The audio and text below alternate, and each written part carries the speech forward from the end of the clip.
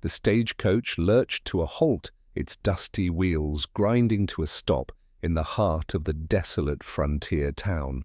A thick cloud of dust rose into the air, swirling violently as though the very ground rejected the presence of outsiders. Maggie. Sinclair clutched the side of the coach, her heart pounding in her chest. She had traveled across miles of unforgiving wilderness for this moment, and now that she had arrived, she felt the weight of anticipation crush her. This was supposed to be a new beginning, a fresh start, a life she could call her own. But as the door swung open, she felt something far less inviting, the oppressive weight of judgment. She hesitated for a brief moment before stepping down, her eyes scanning the bleak, sun-scorched landscape of the town. There were no cheerful faces, no welcoming signs. Only a handful of men gathered at the saloon, their eyes flicking over her like vultures circling their prey.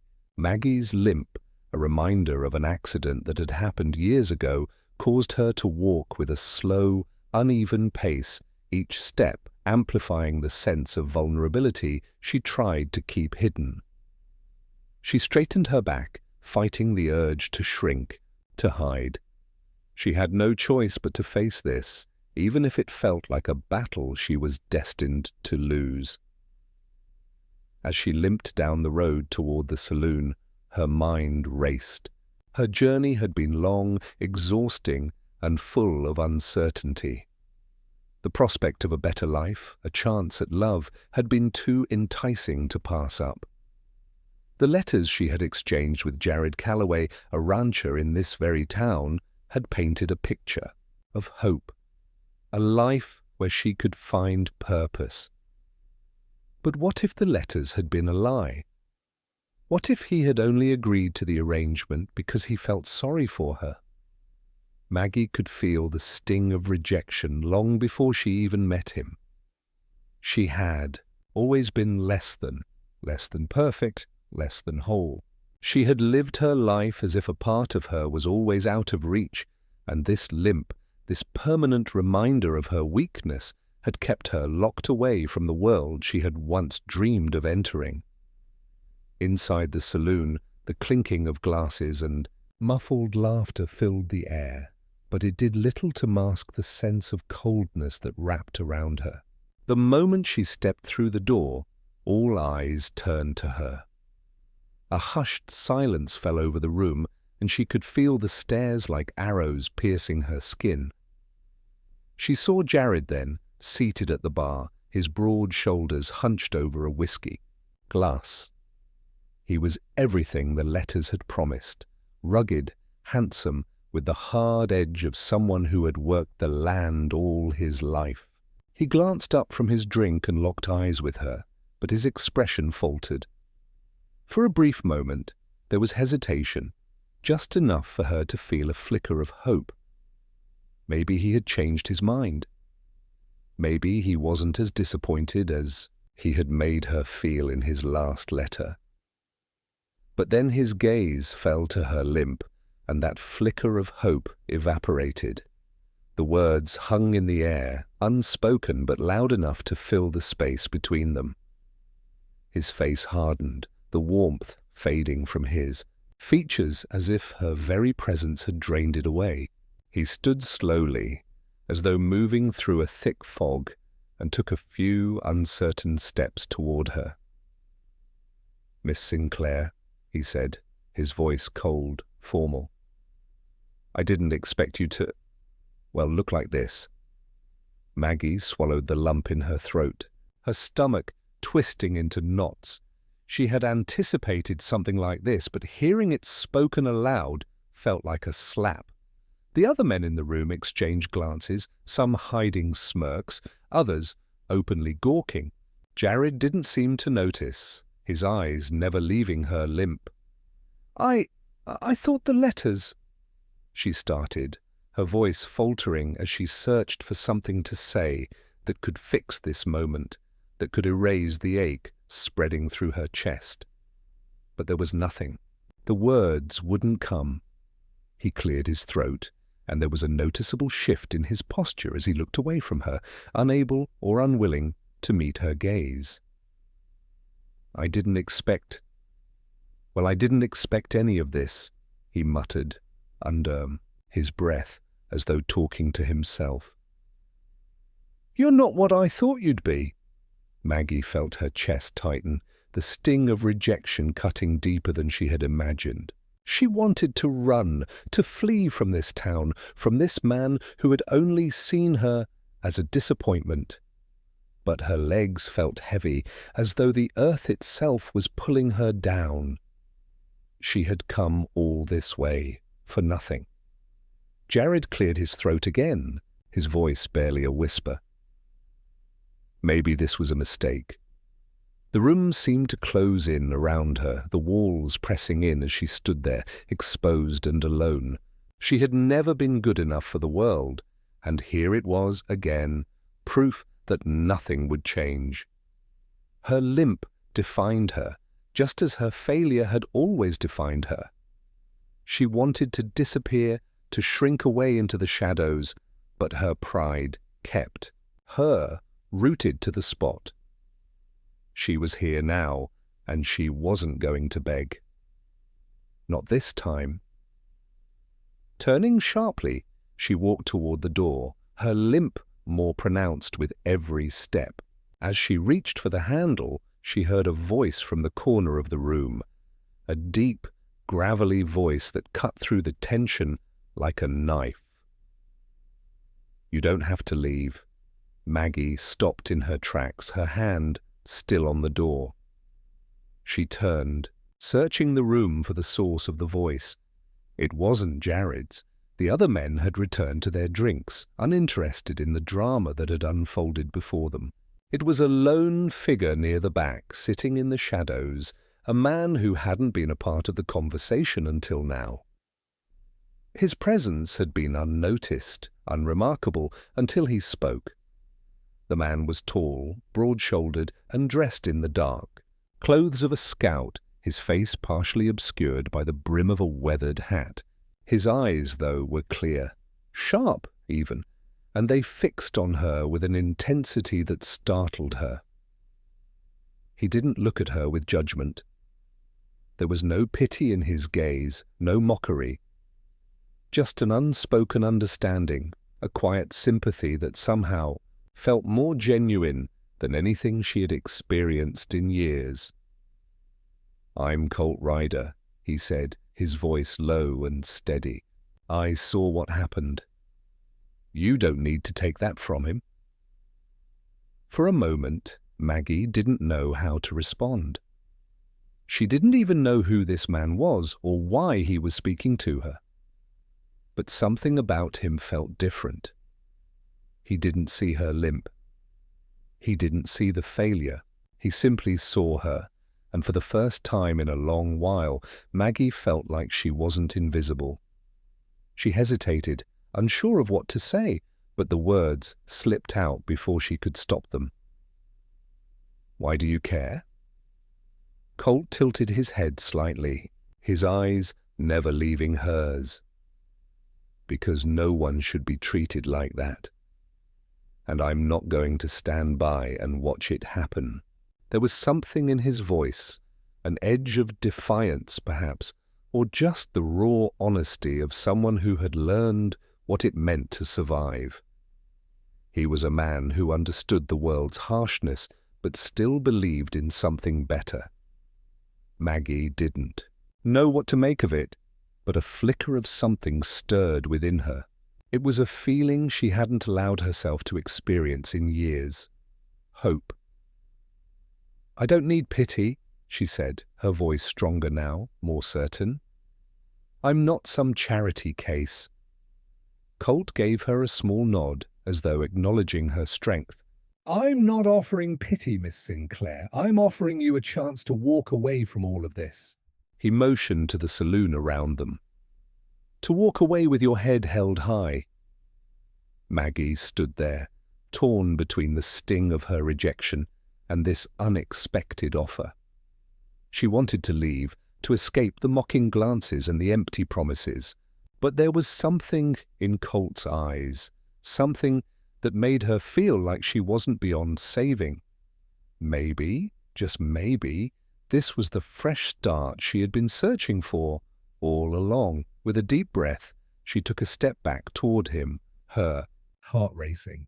She wasn't sure what would come of this moment, but for the first time since stepping off that stagecoach, she felt like she had a choice. She could run or she could stand tall. And as she looked into Colt's eyes, she knew that whatever happened next, she wasn't alone. "If you're still offering," she said softly, "I'll take it." Colt's lips twitched into a small, almost imperceptible smile. "Then let's get out of here." And with that, they left the saloon, together, stepping into the unknown. The sun was sinking low behind the jagged hills as Colt led Maggie away from the saloon. The wind howled through the streets, carrying with it the dust of the desert and the whispers of a town that had already forgotten her arrival. The world around them seemed to shift, the weight of the moment pressing down like the closing of a door. Colt walked beside her, his step steady and purposeful, while Maggie's heart raced in time with the quickening rhythm of her thoughts. What had she done? What was she doing? The streets of the town were empty now, save for the occasional figure who lingered in doorways, casting watchful eyes over their every move. The fear of rejection still gnawed at her, but it was slowly being replaced with something else, a strange mixture of anticipation and uncertainty. She had left one kind of rejection behind in the saloon, but in doing so, she had ventured into uncharted territory. "Where are we going?" Maggie asked, her voice breaking the silence that had settled between them. She glanced sideways at Colt, his silhouette sharp against the fading light. "Somewhere safe," he answered, his gaze forward, his face unreadable. "You don't have to go back there. Not to him, not to that life." Maggie felt a flutter. In her chest, a tinge of something like gratitude mixed with uncertainty. She didn't know this man. He could be leading her into something far worse than the life she had just fled. But there was an undeniable sense of calm in his presence, a quiet strength that made her feel like she wasn't entirely alone. For the first time since her arrival, she wasn't overwhelmed by the crushing weight of loneliness. "I don't even know you," Maggie said, her words careful, as though testing the waters. "How do I know I can trust you?" Colt glanced at her then, his eyes meeting hers for the first time since they had left the saloon. There was something steady and unwavering in his gaze, like a man who had seen the worst the world could offer, and still found a reason to move forward. "You don't," he said simply. "But you're not the only one who's been hurt by life's unfairness. You just met me at the wrong time." Maggie didn't know what to make of that, but there was an honesty in his words, something that felt genuine, like the truth of a man who had nothing to hide. She could feel her skepticism melting away in the face of that honesty, even though it was still buried beneath the layers of doubt and fear. For a brief moment, she allowed herself to breathe. For a brief moment, she allowed herself to hope. They walked in silence for a while, the dusty streets stretching out before them like a vast, unforgiving sea. The air grew cooler as night began to settle in, and the shadows lengthened across the land, swallowing the last remnants of daylight. The world around them was transforming, growing darker, and yet it felt as though they were walking into something brighter, something new. When they reached the outskirts of town, Colt led Maggie to a small cabin nestled between a cluster of tall pines. It was nothing grand, just a humble dwelling that seemed to blend seamlessly with the rugged landscape. The windows were dark, the door shut tight, but Maggie could see the faint glow of a lantern inside. The cabin had a quiet, welcoming feel to it, as though it had been waiting for her arrival. For the first time since her journey had begun, she felt like she might be able to rest. Maybe, just maybe, she had found something worth holding on to. Colt opened the door, revealing a modest interior. The fire crackled in the hearth, casting a warm glow over the small room. A table sat against one wall, cluttered with maps and books, while a few chairs were scattered around, arranged haphazardly as if someone had been living here in a hurry. The scent of wood smoke and earth filled the air, grounding Maggie in the moment. This was real. This wasn't the cold, sterile town she had just left behind. This was something more genuine, something that made her feel a flicker of belonging. "Sit down," Colt said, motioning to the chair near the fire. His voice was calm, commanding in its simplicity. Maggie did as he suggested, easing herself into the chair, the warmth of the fire seeping into her bones. Her body ached from the long journey, the fatigue weighing on her like a heavy cloak. "Thank you," she said softly, her voice barely above a whisper. The words felt inadequate, but they were all she could offer in the moment. She wasn't sure what to say to him, how to repay him for saving her from what might have been an even worse fate. She wasn't sure if she even deserved it. Colt didn't reply immediately. Instead, he moved to the small stove, his hands efficient, as he began to prepare a pot of coffee. The rhythm of his movements was familiar, practiced, like a man who had spent a lifetime in solitude. Maggie watched him, her thoughts swirling. What kind of man was he? What had brought him to this place, to this cabin, to her? "You don't have to explain yourself," Colt said, as if reading her thoughts. He turned briefly, his eyes meeting hers, and for a second Maggie felt a pang of surprise. He hadn't even asked her about her past, about the life she had fled. He hadn't asked her to explain why she was there, why she had come to this God-forsaken town in the first place. He simply accepted her, just as she was. "I don't need to know your story," he continued. "Not yet, anyway. But when you're ready, I'll listen. I'm not here to judge you, Maggie. I'm here because I believe in giving people a chance, a real chance." Maggie looked into his eyes, and for the first time since her arrival, she didn't feel like a charity case. She didn't feel like someone who had failed, someone who was beyond saving. Colt was offering her something she had never known before, respect. And though it was a small thing, it meant the world. She nodded, unsure of how to respond. She wasn't ready to open up yet, to share the details of her past with him. There were still too many things left unsaid, too many fears left unspoken. But for the first time in a long while, she felt safe. She felt like she could breathe. Colt set the coffee down in front of her, the warm steam rising from the cup, and then took a seat across from her. He didn't rush her, didn't press her for answers. Instead, they sat in silence, the crackle of the fire and the distant call of a coyote, the only sounds breaking the stillness. Maggie took a sip of the coffee, the rich warmth flooding her senses. The bitterness of the brew was sharp, but comforting. She closed her eyes for a moment, letting the silence wash over her. She didn't know what tomorrow would bring, or what kind of life she would lead from here on out. But in this moment, she had found something unexpected. And for the first time since her journey had begun, she wasn't thinking about the past. She wasn't thinking about the life she had left behind.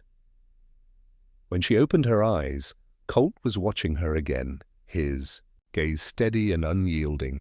He wasn't expecting anything from her, not yet. He had given her space, but that didn't mean he wasn't waiting. Maggie understood that now. He was waiting for her to make the next move, to decide what kind of life she wanted. It was a burden, yes, but it was also a gift. For the first time in her life, Maggie felt like she had a choice. She wasn't bound by anyone's expectations, not even her own. And as she sat there, looking into Colt's eyes, she realized that the weight of the past no longer had to define her. What mattered now was what she did next. Her heart swelled with something she hadn't allowed herself to feel in a long time: hope. The days that followed passed slowly, each one a quiet test of Maggie's resolve. She spent her mornings sitting by the fire, her hands still unused to the gentle pace of the life Colt had shown her. The work was simple: gather firewood, prepare food, and maintain the small cabin, tasks that kept her hands busy but her mind alert. Colt had a rhythm to his days, one he followed without question, and Maggie quickly found herself falling into the same routine. She had learned a few things about him in the weeks that passed. Colt wasn't one for long conversations. He spoke when necessary, but most of his words were practical, grounded in the everyday work that needed doing. There were no grand speeches, no stories of a past filled with triumphs and tragedies, but there was something in the way he carried himself, a quiet strength, an unspoken kindness that made Maggie feel like he was more than just the man who had helped her. He was a man of principle, someone who acted rather than spoke. And yet, despite the hours they spent together, Maggie felt a growing distance between them, an unspoken gap she couldn't bridge. She had started to tell him more about herself, little snippets here and there, but every time she thought of revealing the whole truth, she faltered. The weight of her past was heavy, and Colt hadn't asked her for it. She didn't want to burden him with a story that might only push him away, so she kept her silence, letting the space between them grow with each passing day. But Colt never pushed. He never asked her to explain herself. He simply accepted her as she was, and in some ways that made it harder. It was as though she had to prove herself to him, but she didn't know how to begin. She wasn't sure who she was anymore, and the thought of Colt seeing her as nothing more than the woman she had been before made her want to run again. One afternoon, as the sun began to dip low in the sky, Maggie found herself standing at the edge of the forest, watching the golden light spill across the horizon. She hadn't meant to walk this far, but something had pulled her out of the cabin, out of the safety that Colt had provided. She needed to think, to make sense of the feelings that had begun to stir in her chest. The quiet of the forest was soothing, but it also held a weight she wasn't prepared to face. The sound of footsteps behind her broke the silence, and she turned to see Colt emerging from the trees, his figure outlined against the setting sun. His face was shadowed, but there was something in his eyes that made her heart skip. His gaze was focused on her, as though he had been searching for her. "You've been gone a while," he said, his voice low, but carrying the weight of an unspoken question. Maggie nodded, unsure of how to respond. She hadn't been trying to escape, but she hadn't been ready to face him either. The emotions that had begun to build inside her were too overwhelming, too confusing to express. "I needed to think," she said, her voice soft, almost apologetic. Colt studied her for a moment, his eyes narrowing as if weighing her words. Then he stepped closer, stopping just a few feet away from her. The space between them felt charged, and Maggie could feel the tension hanging in the air like a storm about to break. "You don't have to explain yourself to me," he said finally, his tone gentle. "But if something's on your mind, you can talk about it. You're not alone here, Maggie." For a moment, Maggie couldn't speak. His words had an edge to them, as though he was inviting her to share more than just her thoughts. It was an invitation to share herself, to allow him into the part of her that she kept hidden away. It was an invitation she didn't feel ready for.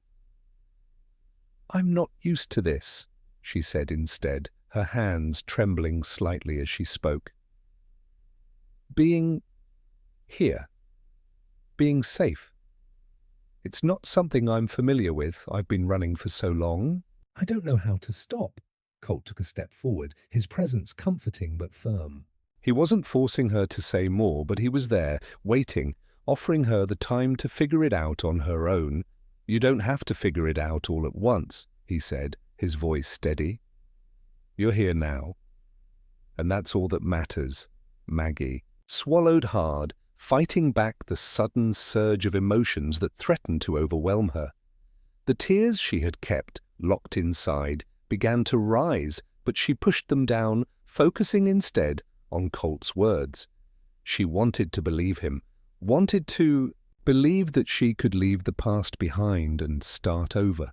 But every time she thought she might be able to let go, the memories came rushing back of a life spent in fear, of a man who had made her feel worthless, of the decisions that had led her here.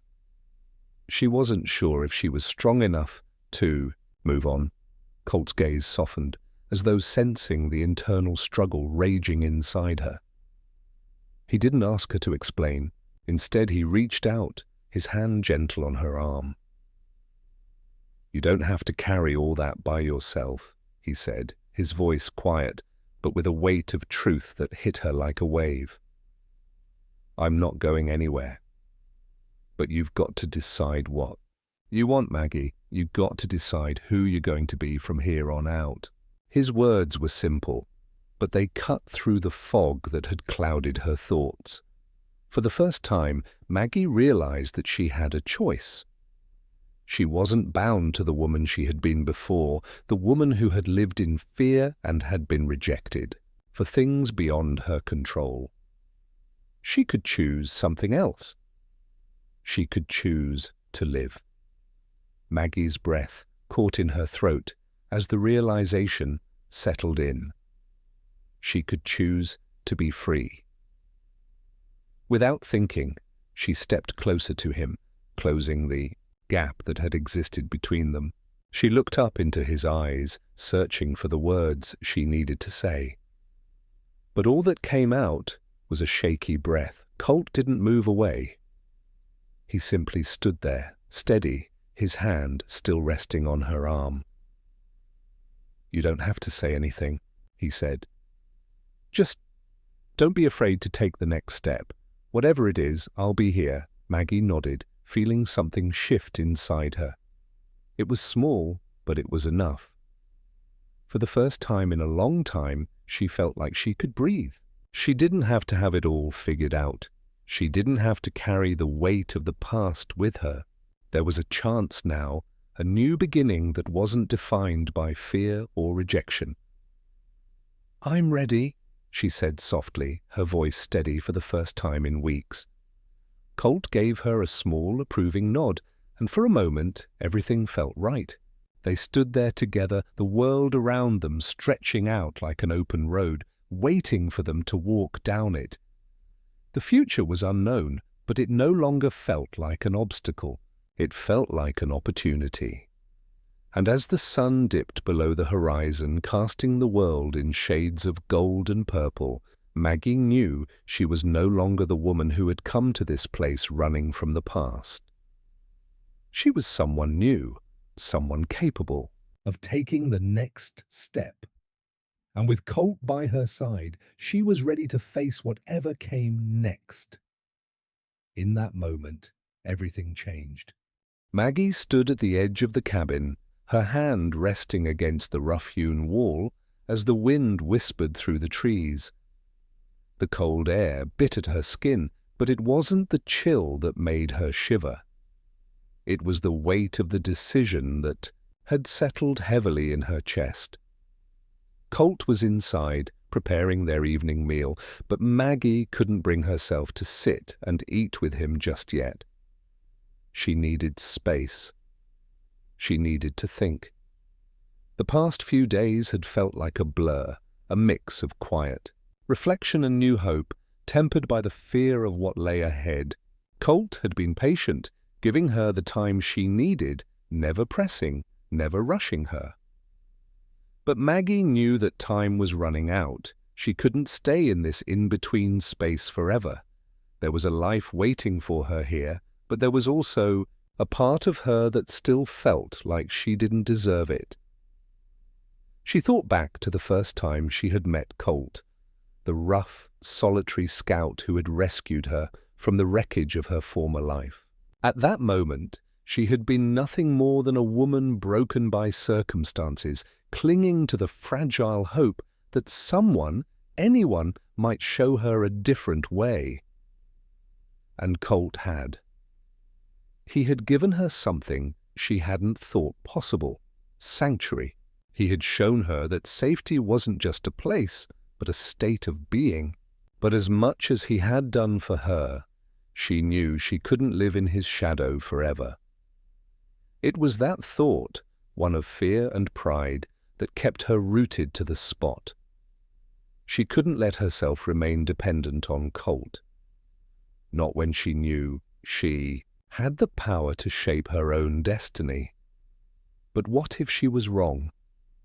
What if this fragile peace between them was only temporary, just another fleeting illusion that would crumble at the first sign of trouble? She didn't have the answers, but she knew she couldn't keep running from the truth forever. Maggie. Colt's voice broke through her reverie, and she turned to find him standing at the door of the cabin, his face serious, but his eyes gentle. "I'm fine," she said quickly, forcing a smile. It was a lie, but it was the only one she could manage. Colt didn't seem to buy it. He stepped forward, his boots crunching on the frozen ground. "You don't have to hide it. Not from me." Maggie felt a knot tighten in her chest. "I'm not hiding anything," she said, though the words felt hollow even as she spoke them. He didn't respond immediately, instead watching her with a steady gaze that seemed to look right through her. She shifted uncomfortably under his scrutiny, but didn't look away. The silence between them stretched on, thick and full of unspoken words, until finally Colt stepped closer. "You don't have to carry it alone," he said softly. "You're not alone here, Maggie. Not anymore." It was that last word, "anymore," that made her breath catch. The realization that she had become a part of something, that she wasn't just passing through his life, a temporary blip in his quiet existence. She was here, really here, and that meant something. It had to. But Maggie couldn't shake the feeling that something was coming, that whatever peace they had found, however fleeting, was about to be tested. It wasn't just the fear of the past creeping back into her thoughts. It was something else, something she couldn't name, but that gnawed at the edges of her mind. "I don't want to be a burden," she said, her voice cracking with vulnerability. "You've done so much for me already. I don't know how to repay you for that." Colt's face softened, and he reached out, placing a hand on her shoulder. "Maggie, you don't owe me anything. You're here because you deserve to be. You're not a burden." For a moment, Maggie closed her eyes, letting his words wash over her. She had come to rely on his steady presence, his quiet strength. But she knew that in order to truly move forward, she had to let go of the fears that held her back. Colt had given her the gift of a second chance, but it was up to her to make it count. "I'm not sure I can do this," she admitted, her voice barely above a whisper. "Not yet. I'm not sure I can let go of who I was." Colt's grip tightened. on her shoulder, steadying her. You don't have to let go of who you were, but you have to stop letting it control who you're becoming. His words lingered in the cold air, and Maggie felt them sink deep into her heart. He was right, of course. The past didn't have to define her. It had shaped her, yes, but it didn't have to dictate her future. She had the power to choose who she wanted to be. And just as she began to feel the stirrings of hope, a sound broke the quiet night, a crack in the distance, sharp and sudden. A rifle shot, then another, the sound of men shouting, commands barked in harsh tones.